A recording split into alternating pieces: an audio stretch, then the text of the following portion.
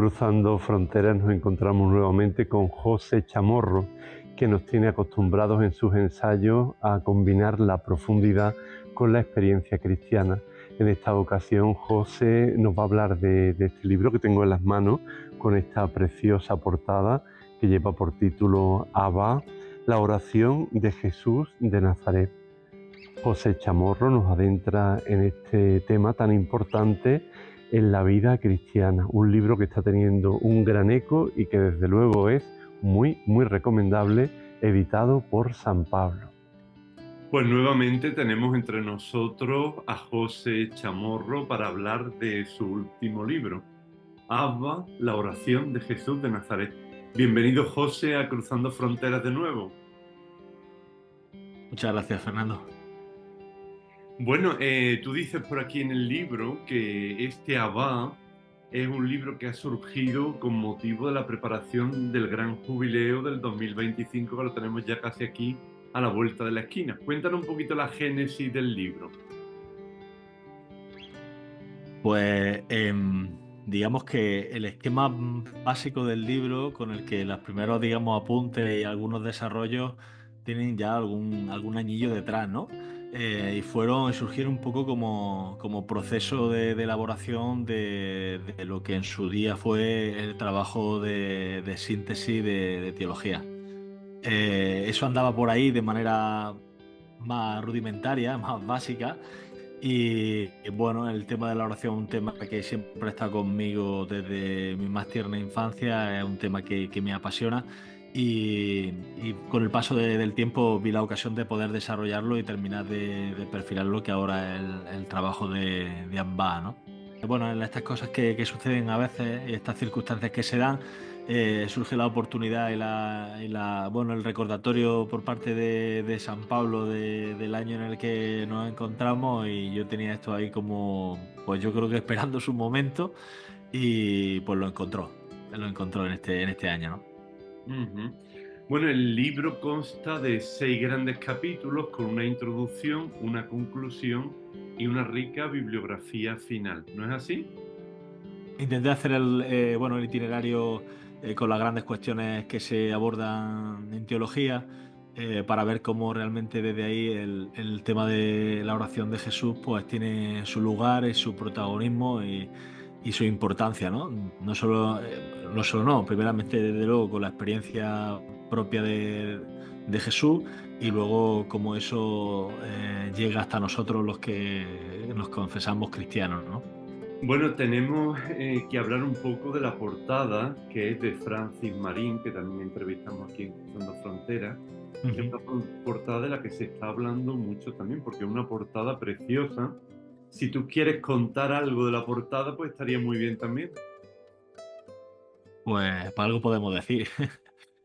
Yo en un momento, bueno, conozco a Francia a través, como suele pasar hoy en nuestros días, a través de las redes, y me gusta, bueno, el tipo de dibujo, de pintura que él recrea y crea, ¿no? Eh, eh, Me puse en contacto con él y le conté que tenía ahí un trabajo entre manos que vería la luz, que si le apetecía hacer algo. Y de primera yo dije, no le puse muchas condiciones. La única que le dije, eso sí, le dije, me gustan mucho los iconos. Y ahí quedó. Y de primera íbamos a tener un diálogo, digamos, vía las redes, vía telefónico, ¿no? Para compartir un poco lo que él iba creando, pero él quedó totalmente en silencio, y eso también dijo luego mucho de lo que luego salió, ¿no? Porque él directamente luego me presentó el trabajo y yo dije, vamos, para mí lo ha abordado. Y así fue, ¿no? También cuando la editorial lo vio, también quedaron encantadas, eran como una imagen muy impactante, ¿no? Que yo creo que recogía perfectamente, pues esto, el núcleo esencial de lo que es la oración de Jesús y Ujú. lo que es la oración en Jesús, las dos cosas. La verdad que la portada es de una fuerza increíble y yo diría que tiene un puntito incluso místico, ¿no? Sí, yo creo que la idea desde luego de recogimiento y de estar ahí en contacto, ¿no? Diríamos con el Hijo y el Padre, yo creo que esta imagen los desvela muy bien. Bueno, José, tú sabes también por experiencia en el programa que aquí tenemos varias preguntas sorpresas hay ahora una pregunta clave del libro que te la va a formular alguien que está muy vinculado también con este texto. Vamos a ver quién. Hola, soy Carlos, monje cisterciense del monasterio de Santa María de Sobrado. Querido José, quiero agradecerte nuevamente el magnífico libro sobre la oración de Jesús y quería hacerte una pregunta con lo que me parece lo más destacado de todo el libro. Creo que es la clave para entender a Jesús como hijo del Abba, y es que la ortomística es el vector determinante de toda la experiencia cristiana y la condición de posibilidad de la ortodoxia y de la ortopraxis. Me gustaría que nos dijeras algo sobre esto, ya que nuestra praxis y nuestra manera de decir y de hablar sobre Jesús y sobre el cristianismo está fundamentada en esta experiencia con lo que es el manantial de donde vive Jesús. Muchísimas gracias y espero que este libro sea una aportación para una experiencia vital de Jesús de Nazaret, el Cristo. Bueno, pues en primer lugar, muchas gracias, Carlos, por hacerte presente también a través de este vídeo y de tu pregunta. Agradezco también enormemente, y quiero decirlo aquí, el hecho de que hayas puesto con tus palabras, haya sido el pórtico del libro de Advano con tu prólogo.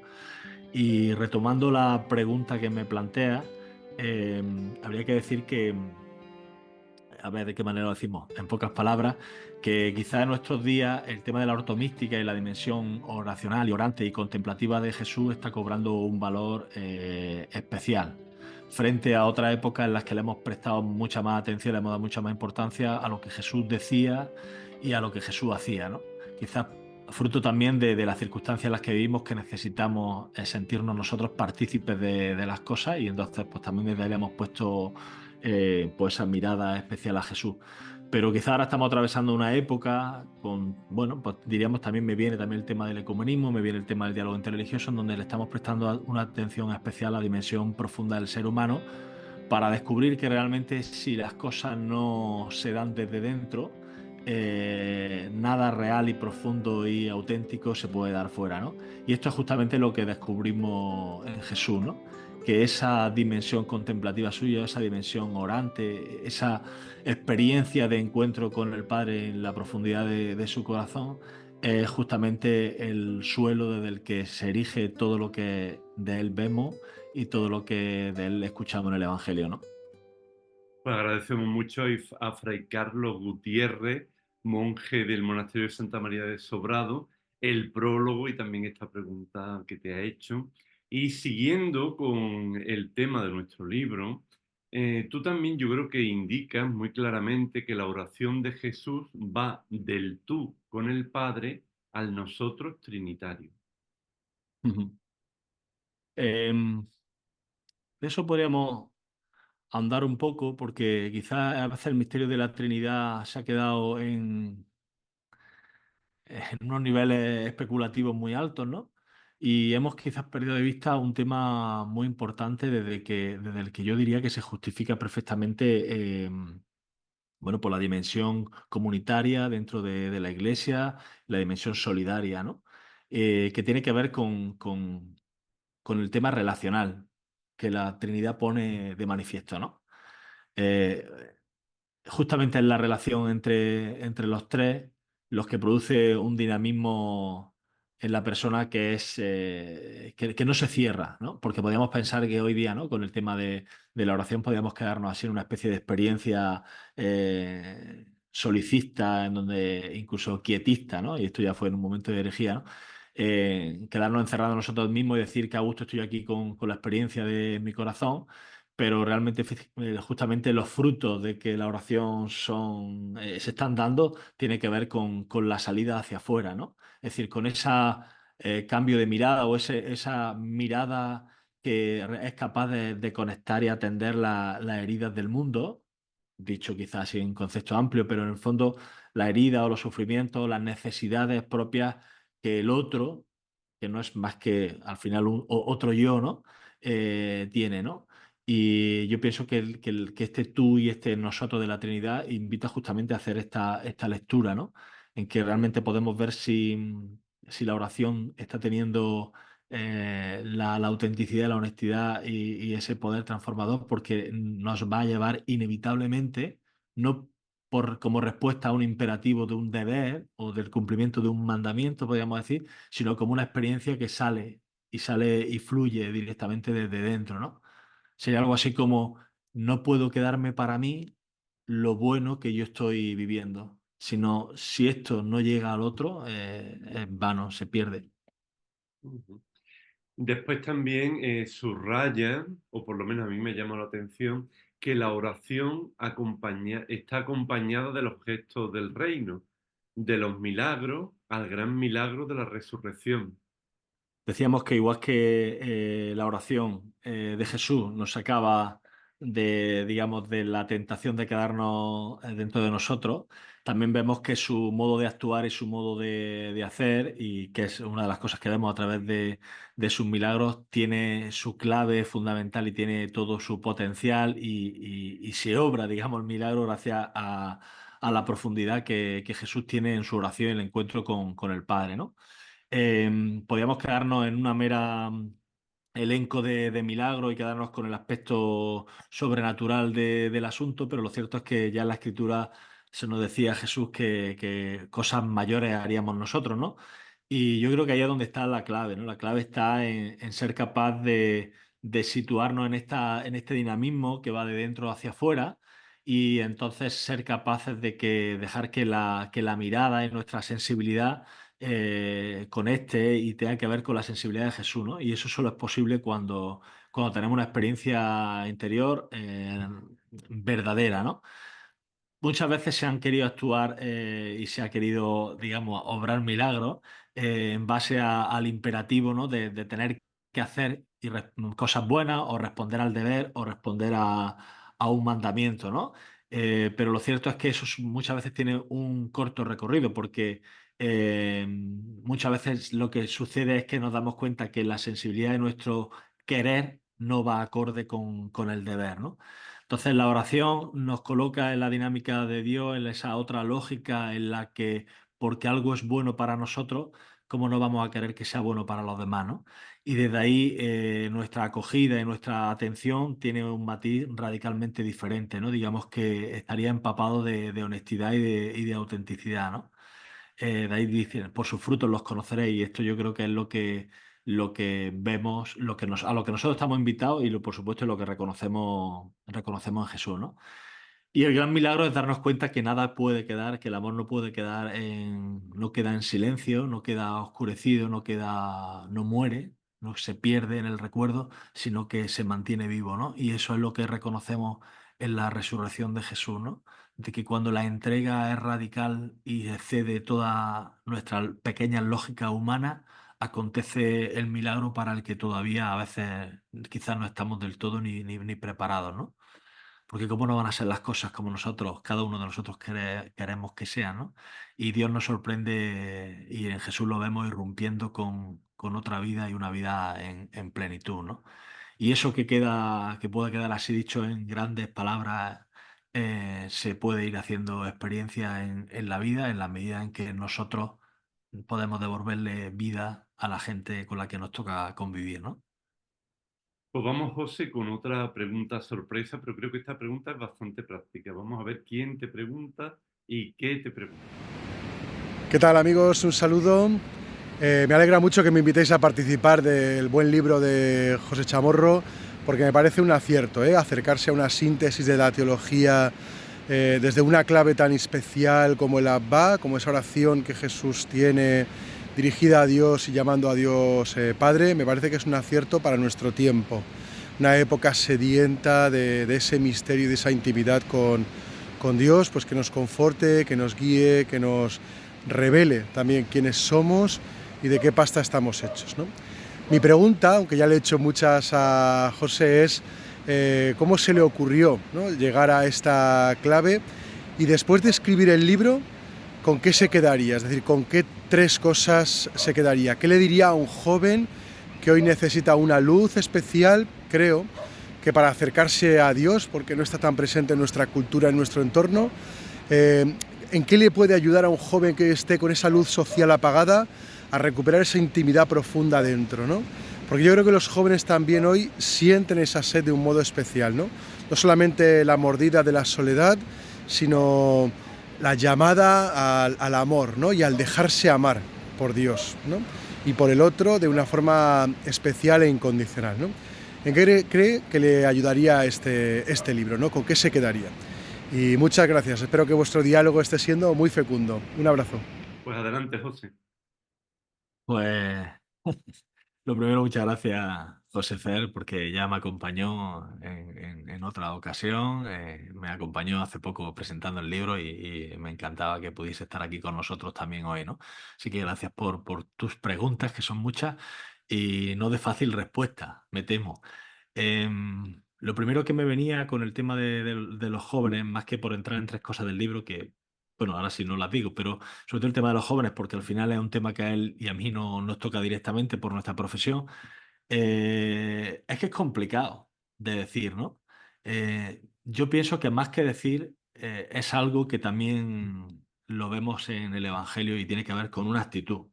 Yo creo que lo mejor para los jóvenes es estar cerca y ser capaz de aprender a acompañarlos, que es una gran tarea, ¿no?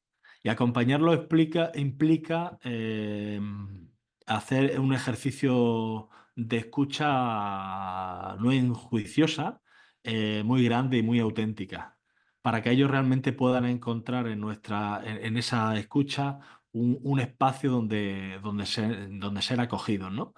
Eh, Quizás después de la COVID y los 2 años que han sucedido han puesto de manifiesto en la escuela y en la aula grandes heridas que los adolescentes, los niños y los adolescentes, sobre todo con los que yo trabajo, tienen y no han encontrado nunca el espacio de poder verbalizar eso, ¿no?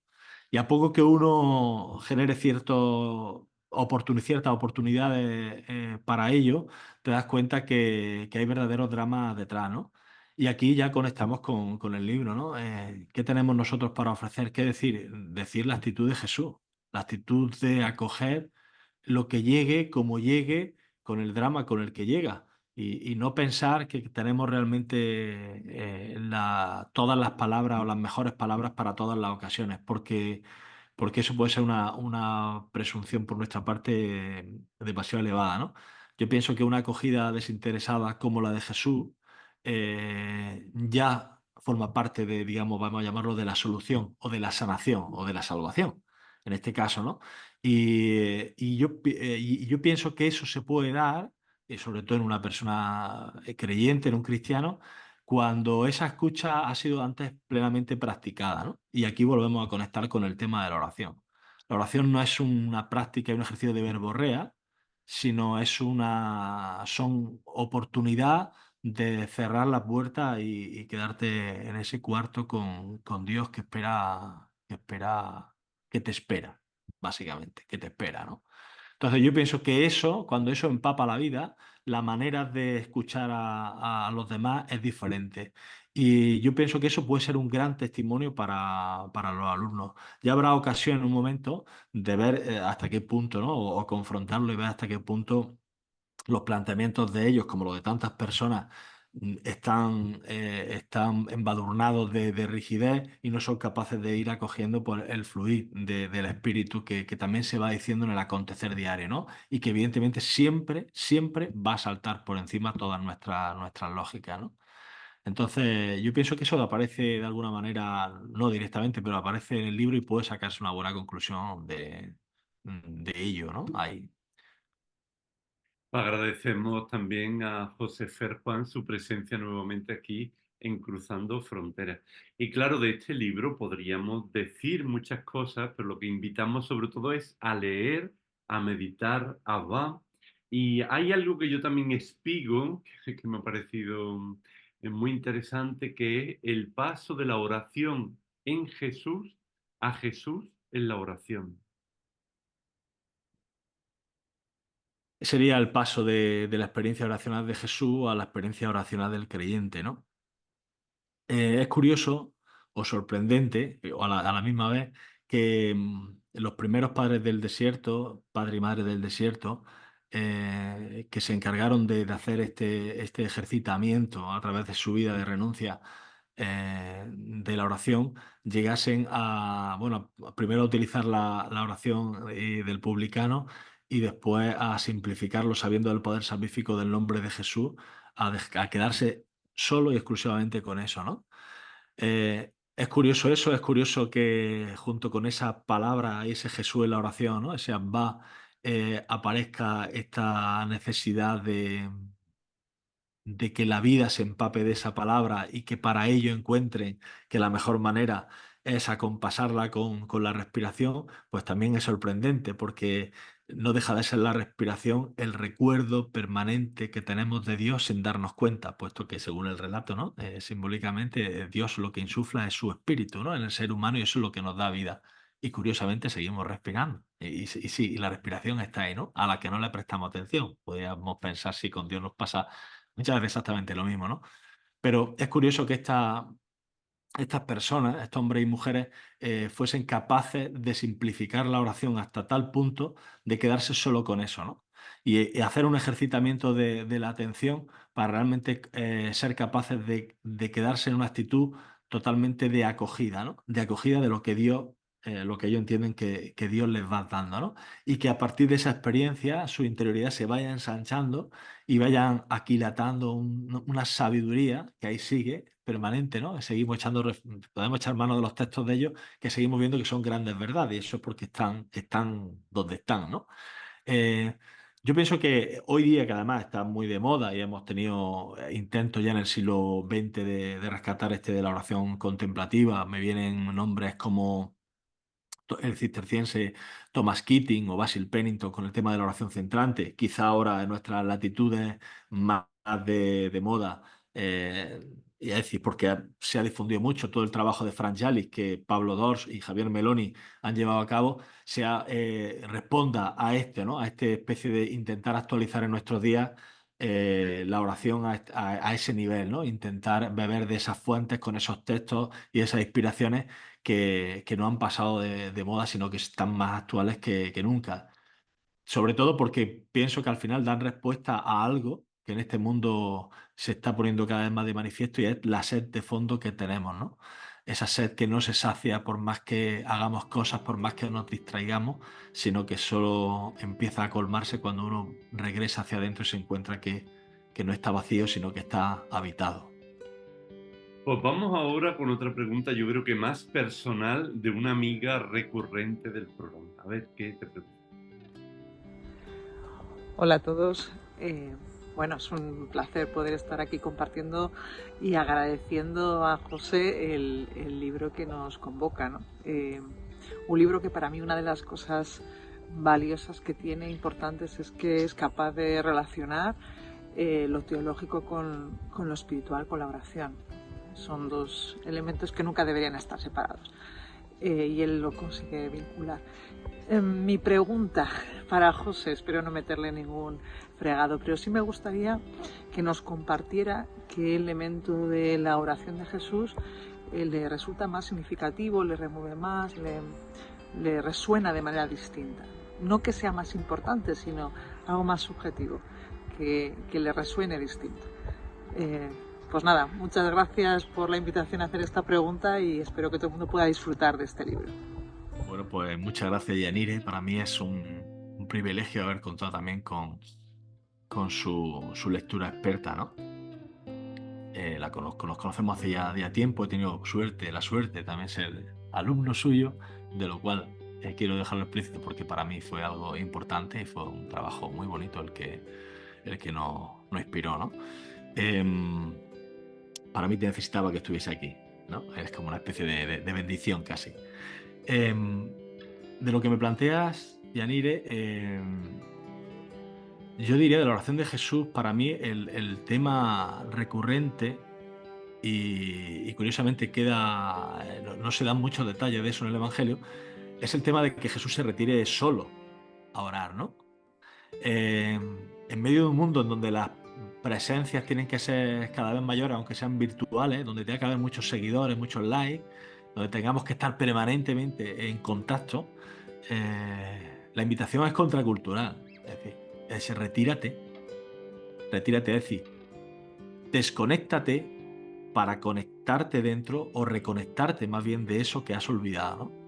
De eso a lo que no le echas cuenta, que no es eso, sino es ese con mayúscula, ¿no?